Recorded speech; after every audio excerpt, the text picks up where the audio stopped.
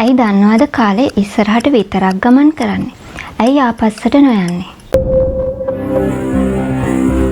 හිතන්න වීදුරු භාජනයක් බිමට වැටිලා කෑලි වලට කැඩිලා යන සිදුවීමක් ගැන. දැන් හිතන්න ඒ කෑලි ටික මැජිකලි ආපස්සට එකතු වෙන හැටි. ඒත් ඇත්ත ලෝකයේ මේ සිදුවීම් වෙනවා දකින්නේ එක් දිශාවකට විතරයි. ඇයි ඉතින් මේ කාලය එක් දිශාවකට විතරක් ගමන් කරන්න නැඹුරු වෙන්නේ? කාලයේ එක් දිශාවකට විතරක් වෙන මේ ගමන අපි හඳුන්වන්නේ arrow of time කියන නමින්. ඒත් කොහොමද මේ දිශාව තීරණය වුනේ?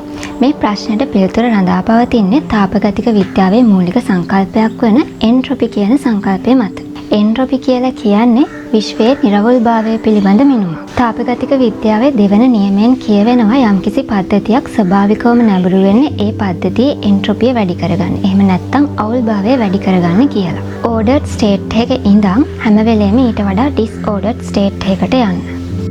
හිතන්න අද ඔයා ඔයාගේ කාමරය අස් කරනවා. ඒත් ටික දවසක් ගත වෙද්දි, කාලය ගත වෙද්දි, දවස් දෙක තුනක් ගත වෙද්දි කාමරය ආයෙමත් හැඩි වෙන්න තියෙන නැඹුරුව වැඩි. order to disorder. මේක මයික්‍රොස්කෝපික් ලෙවල් එකටත් එහෙමමයි.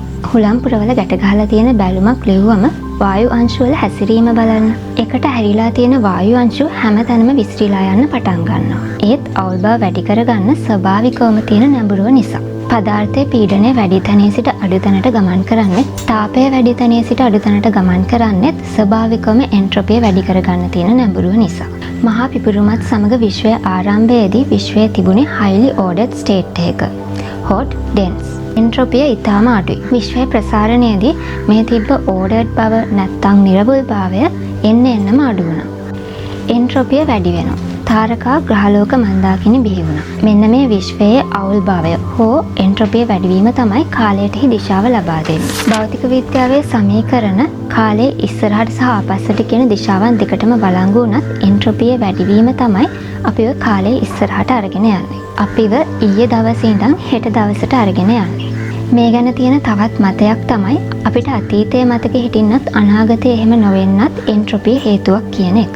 අපේ මොළයේ යම්කිසි මතකයක් ගොඩනගෙන එහෙම නැත්නම් මෙමරි ෆෝමේෂන් කියලා කියන්නේ අපේ මොළයේ සිදුවෙන බයෝකෙමිකල් චේන්ජස් මගින් ශක්තිය මුදා හරින ක්‍රියාවලියක්. ඒ කියන්නේ එන්ට්‍රොපිය වැඩි වෙන ක්‍රියාවලියක්. ඉතින් අපේ මොළයත් කාලයේ දිශාව අනුගමනය කරන නිසා අපේ මතකයේ තැන්පත් වෙන්නේ එන්ට්‍රොපිය අඩු අවස්ථාවලදී සිදුවන දේවල්.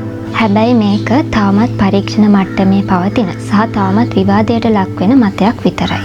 ඉතින් කවදා හරි දවසක මේ විශ්වයේ නැඹුරුව වෙනස් වුණොත්, අවුල්භාවයට ඇති නැඹුරුව වෙනුවට නිරවුල්භාවයට නැඹුරුවක් ඇති වුණොත්, අපිට අතීතයේ වෙනුවට අනාගතයේ මතක තියෙන්න පටන් ගනීද?